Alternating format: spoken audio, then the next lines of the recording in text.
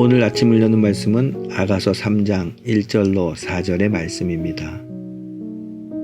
내가 밤에 침상에서 마음으로 살아가는 자를 찾았노라. 찾아도 찾아내지 못하였노라.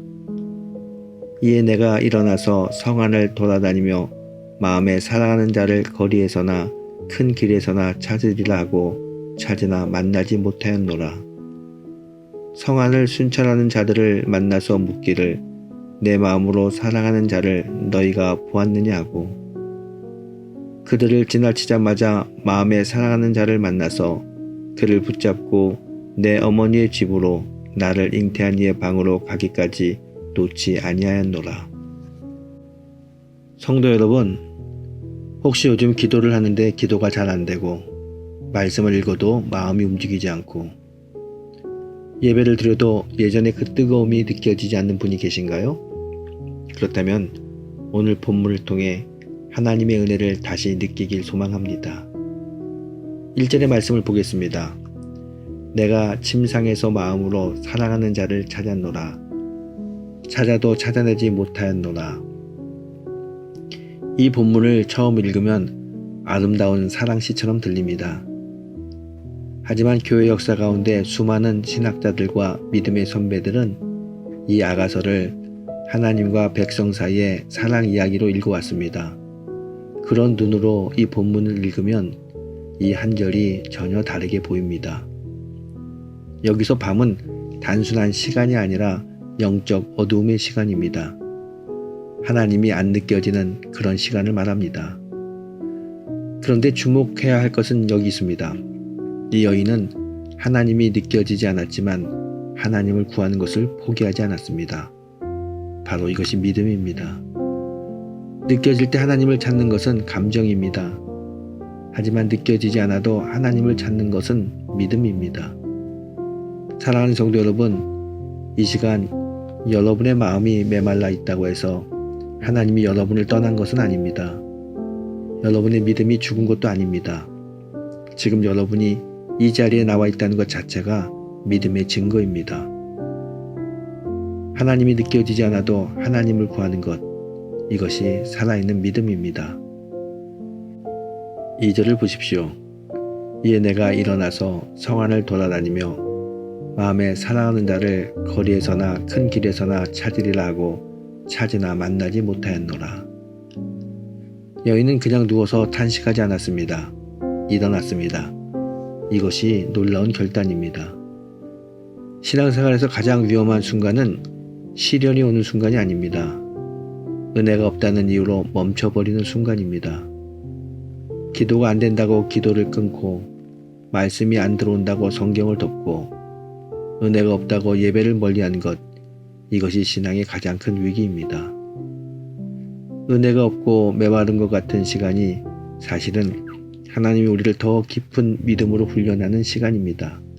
이때 멈추면 안 됩니다. 오히려 이때 성도는 일어나야 합니다. 기도가 안 될수록 더 기도해야 합니다. 말씀이 안 들어올수록 더 말씀 앞에 앉아야 합니다. 예배가 힘들 때 더 예배 자리를 지켜야 합니다. 왜 그럴까요?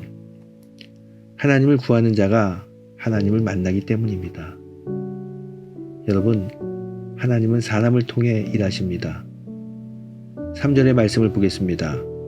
성 안을 순찰하는 자들을 만나서 묻기를 내 마음으로 살아가는 자를 너희가 보았느냐 하고 여인이 성읍을 돌다가 누구를 만납니까?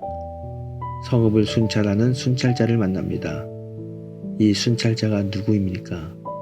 성을 지키는 파수꾼들입니다. 영적으로 말씀드리면 하나님의 사람들, 즉 말씀을 선포하고 성도를 돌보는 영적 지도자를 이야기합니다. 중요한 것은 여인이 걷고 있었기 때문에 이 사람들을 만났다는 것입니다. 만약 그 여인이 집에 누워서 탄식만 하고 있었다면 결코 이 만남은 없었을 것입니다. 여러분, 은혜가 없을 때일수록 교회를 떠나면 안 됩니다. 힘들수록 더 예배 자리에 나와야 합니다. 하나님은 공동체 안에서, 말씀 안에서, 기도 안에서 역사하십니다. 여러분이 그 자리에 있을 때 하나님은 순찰자를 통해서 여러분을 만나 주십니다. 여러분 꼭 기억하십시오.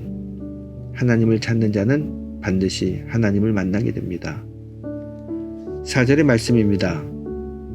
그들을 지나치자마자 마음에 사랑하는 자를 만나서 그를 붙잡고 내 어머니 집으로 나를 잉태한 이의 방으로 가기까지 놓지 아니하였노라.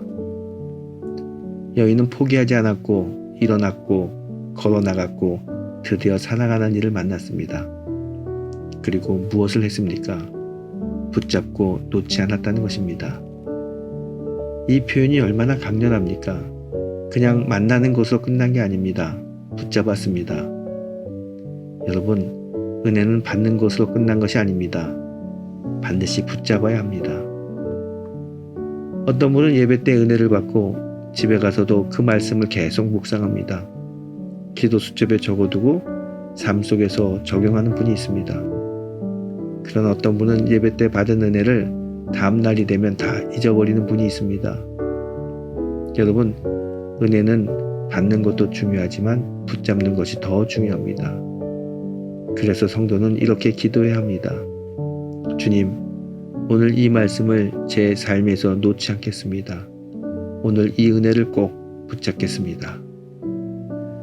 여러분, 하나님이 지금 나에게 아무 응답도 안 하시는 것 같아도 하나님은 여러분을 알고 계십니다. 여러분의 이름을 알고 여러분의 눈물을 알고 여러분의 기도를 들으십니다. 그러므로 본문의 주인공처럼 우리는 이렇게 고백해야 합니다.